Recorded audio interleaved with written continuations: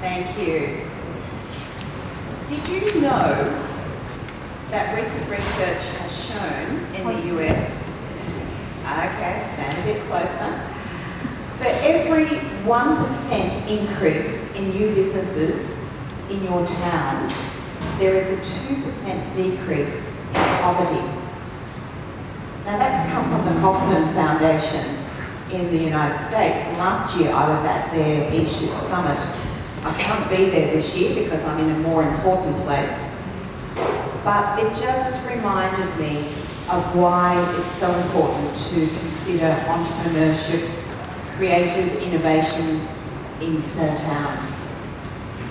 And when I wrote my book and called it Entrepreneurship, It's Everybody's Business, everyone might be wondering, why is it everybody's business?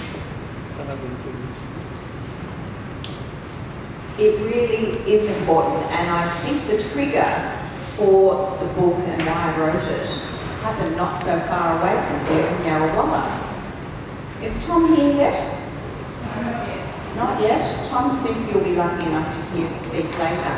But I took a group of young farmers across to Kiora Piggery, and I trapped them for 3 days. We got them on a bus at Wedderburn, and we told them it was all about, we're going to take and kick tyres and see how progressive farming practices happen. I think you spoke to them in Kerrang from memory, Peter. And we got to Tom's place, and part of the conversation was also how could they step up in their communities. It wasn't also being good in their business, but it was also being good in their community.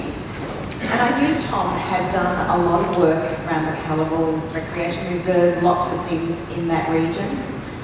So I asked him, what's been your greatest contribution to the community, Tom? Thinking I knew what he'd say.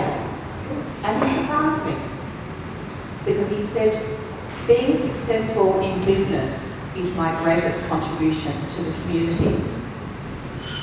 And he was talking about the 30 plus people at the time he employed. The fact that they could live in Pyramid Hill and the surrounding districts, that their kids went to the schools, that they spent their money in the other local businesses, that the CFA had a crew, footy club got a few more members. Being successful in business was his greatest contribution to the community.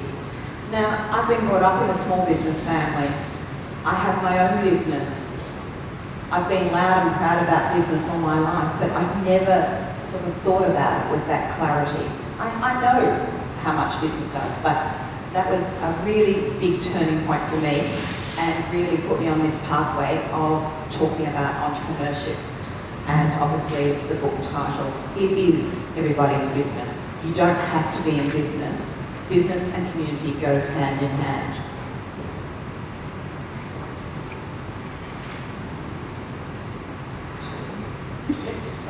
Oh, this is a real dynamo, this one. I get to check it out. Okay, I'm going to go back one. Righto. So when I talk about an entrepreneur, and this was my perception, it's some 19-year-old driving a Ferrari from Silicon Valley. Nothing could be further from the truth.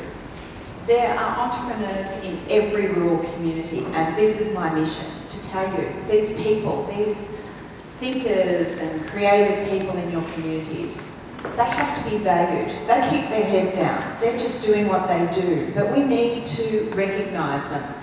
They are the dreamers. They're the doers. We can all dream, but who are the ones that actually follow through and do something? They are the problem solvers. They'll see a gap. They'll fill it. They'll make things better.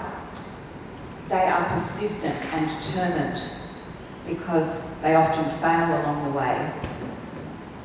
And I think I have heard quite a few stories about, this bloke or this woman always great ideas, but they're never working. And I think, but what about when it does? It will be awesome. Civic entrepreneurs are just important. And when I think about community leaders, they are entrepreneurs, they have that vision, that ability to think differently and to drive things forward, and they don't give up. They're the people that are driving our communities. So there's entrepreneurs in all sorts of forms. Let's see if I can just take one. Right. Okay. So why are entrepreneurs important to our rural towns? We all need to be constantly innovating and reinventing ourselves, our businesses, as well as our towns as a whole. And those with vision don't wait until the 11th hour, like More, I think, seems to have done. And this is just my perception, watching the media when it came across that it was closing, and the workers and the community were visibly stunned and really hurting, I admit. But they knew it was going to close. I'm not sure what they've been doing to address that, but it certainly came across as very sudden and very traumatic for them.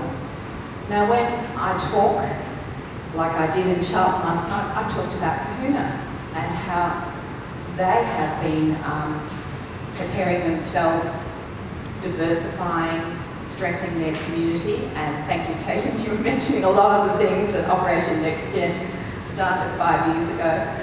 But obviously already a very progressive community even before then. It was a very different reaction I was observing when the dairy crisis hit. Now, it hurt just as hard and was just as traumatic and had huge economic implications to any town that has a dairy community. We're all affected in some way, whether it's floods, droughts, fires. Tough times happen. But they don't last, but the tough people do. So it's all about how you react, your attitude, and looking ahead and understanding change is imminent. It can come up on us unexpectedly, or it could be expected. But unless you're working towards that, and it's how you react, that's important. So I saw Diabol's telling people through the media, because people in Melbourne are saying, how can we help you? This is terrible for the dairy community. She's saying, go out and buy dairy products in your supermarket shop. How simple is that? The mental health of a fellow farmer, she helped co-found a social media platform, Dairy Love, positive stories, supporting each other. Shane Mostyn, local photographer, was scoping up a weekend workshop to go out and do night photography. It was going to be held closer to Melbourne, but he thought this could make a big difference to this town. So he said to his Melbourne partner, can we hold them in Kahuna? It's only 8 people every few months that come and stay a weekend, but they're in the accommodation, they are fueling up their cars, they're buying coffee meals. That makes a big difference to a small town. And these were just individuals within the community. Obviously all the groups were activating as well.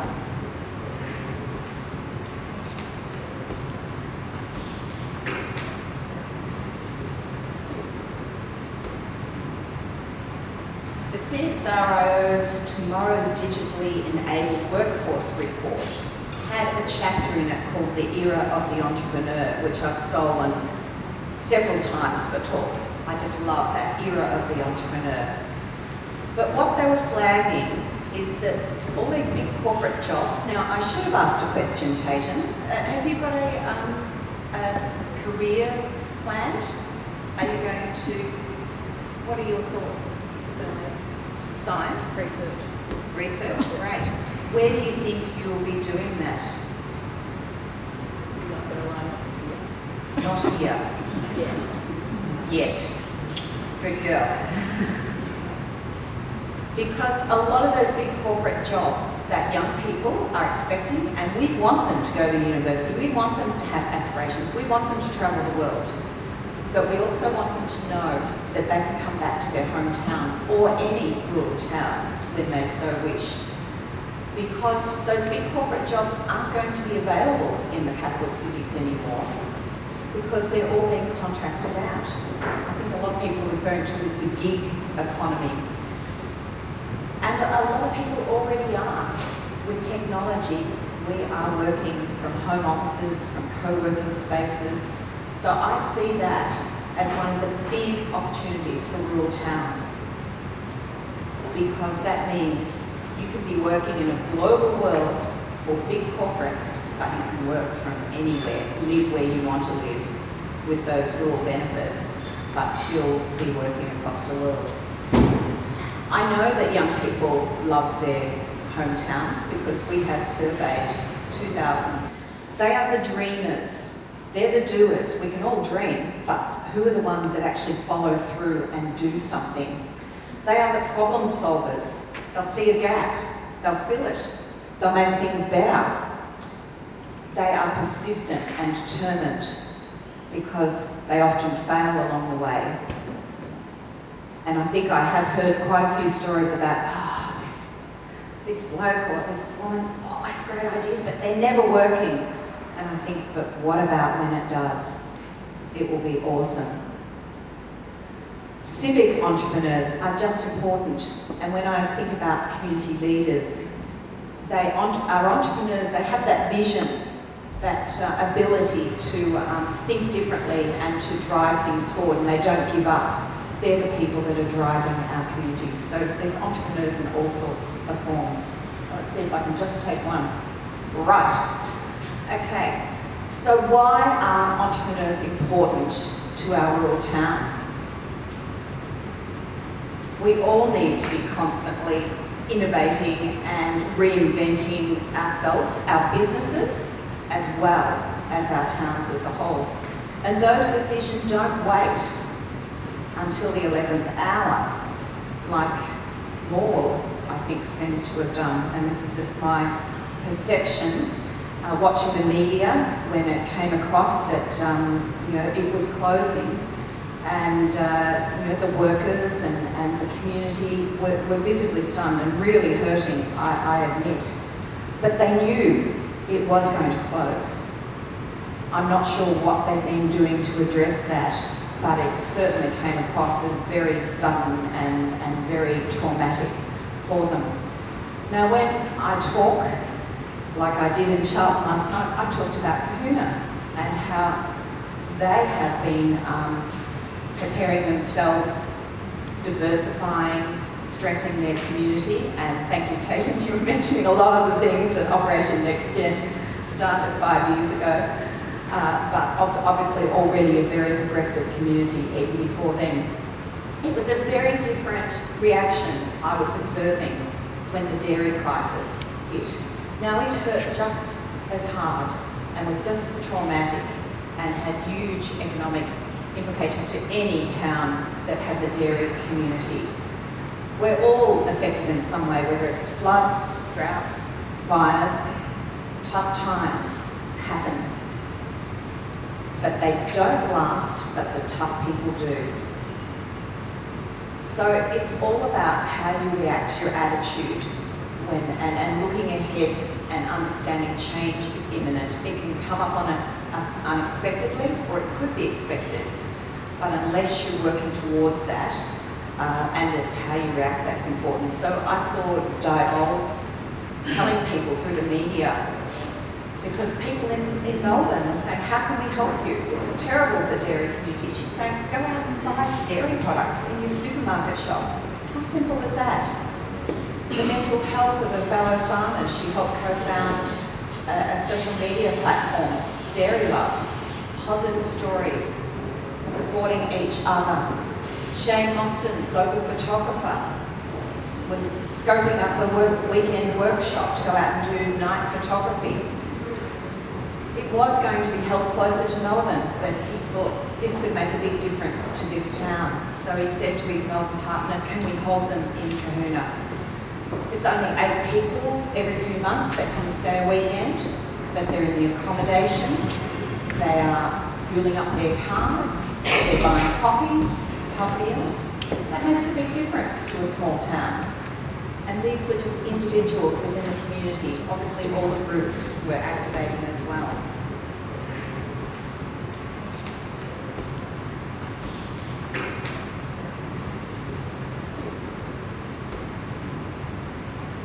The CSIRO's Tomorrow's Digitally Enabled Workforce report had a chapter in it called The Era of the Entrepreneur, which I've stolen several times for talks. I just love that era of the entrepreneur. But what they were flagging is that all these big corporate jobs, now I should have asked a question, Tatum. Have you got a career planned? Are you going to, what are your thoughts? Science? Research, great. Where do you think you'll be doing that? Not here.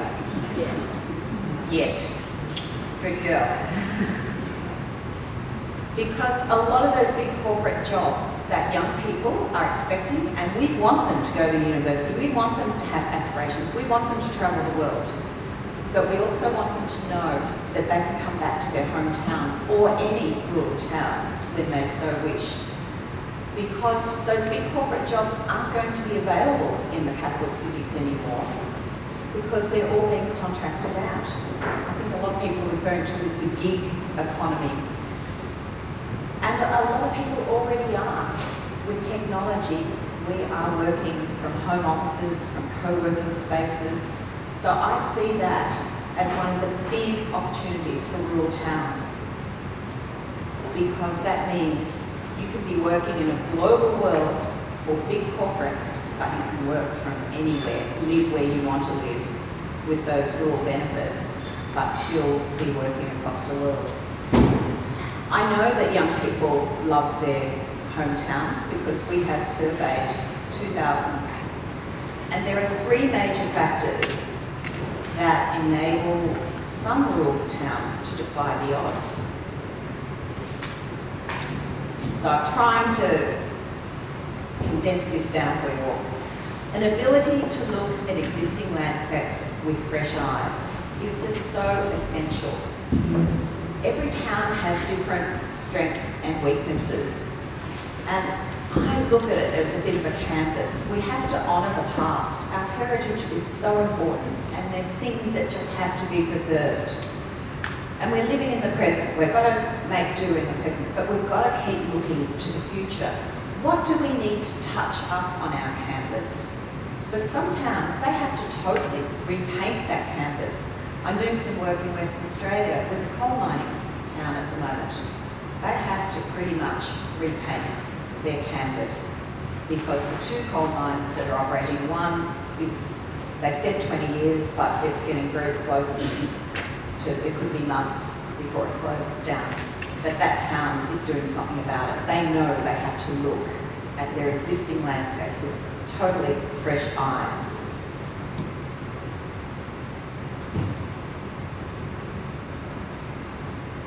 We also have to diversify. Now, on a very hot, I don't know whether Jan, is Jan here yet? Jan Smith, she's still coming? No, she's coming. Still coming. So I can't talk too much about all these people. I've already stolen your thunder, Tom, sorry. I drove up to visit Jan in January this year on a really, really hot day. Now, once again, I thought I was heading into dairy country. And I drove a little bit further through Pascoe Gary to near Stanhope. And I was looking at the paddocks, and there were very few dairy cows I was noticing. I was seeing camels, I was seeing chicken sheds, I was seeing goats, I was seeing flowers being grown. It has greatly changed that region from the last time I had visited it. Like every good business, we have to stop and look and ask ourselves the question, are we still relevant? Have we got all our eggs in the one basket, which could be a bit dangerous? It is dangerous. And how can we make it a more vibrant and interesting? To be strong in the long term, you have to have a mix of items in your business and in your community. And any community that relies totally on agriculture or mining or any particular industry is vulnerable. And they're the areas you have to work on. You have to work around those areas and build them up so you're stronger in the long term.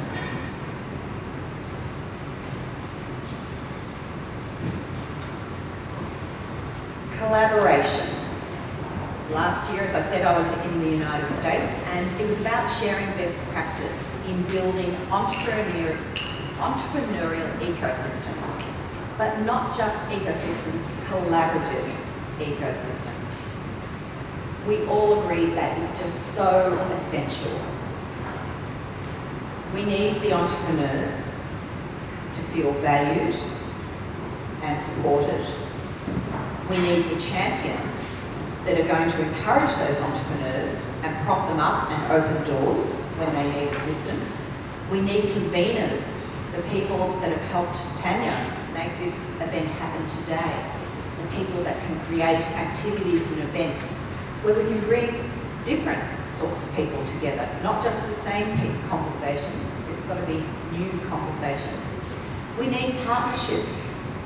Now, while you're in this room, there are lots of potential partnerships you could form with other rural towns. If one town's particularly strong or scoped up or have resources in one area, why should you go and duplicate that? Why can't you share those resources? You need those conversations going outside your town, in the wider region, globally, in the world of technology. Think outside. So those partnerships and networks are so important. I recently joined a board called Working Heritage, and the reason I think that the state government appointed me to it is that 2/3 of the properties, heritage properties that they manage are, I should have looked at that before, in rural areas. And it's a wonderful partnership. Monash University have joined us at the Warwick-Nabil Courthouse, and it is something you need to look outside your towns. So it's about telling your collective story. There is so much that we can collaborate on. Now, would you like me to finish there now? 5 minutes. Okay, I have 5 minutes. I will scoot through this. I am in the program. Now, basically, I've just described collaborative entrepreneurial ecosystem, which was the basis for Operation NextGen. And it was wonderful hearing all the things that you value in Kahuna, because a lot of them are initiatives of Operation NextGen. 3 things that I will leave you with, and it doesn't matter whether you call it Operation NextGen or whatever you want to do. These are the learnings. The most positive change is led by the community for the community. No one likes to have someone come into town and tell you what to do. And when I came to town, all I was doing was empowering the Kahuna people to take control of their own destiny. It wasn't me telling them what to do. I was just saying, you can do it. You have to have new conversations with new people in new places. You just can't keep doing the same old, same old. We need to have new and fresh ideas, get new people in the room, a mix of ideas. It's just amazing what it generates. And you have to be patient. It doesn't happen overnight. It does take time, but you do see the changes if you pay attention. On WIN TV earlier this year, I saw a local accommodation provider saying, we've never had such high occupancy levels. And I thought about the big Kahuna Festival, all the markets, things that have been generated, and you have a great sense of satisfaction. I think these volunteers have done a wonderful job. So each and every one of us can help take control of our own town's destiny. You have to value the dreamers and the doers and bear with them when they fail. Partner with business and industry as well as your neighbouring towns. Create new conversations and new spaces with new people. Embrace change even when you don't understand it. Change the conversation from job seeking to job creation, because we're all going to be self-employed in some way. And don't wait for council or government. Take the lead yourself, and then they will partner with you and support you. And be patient. It doesn't happen overnight. Thank you.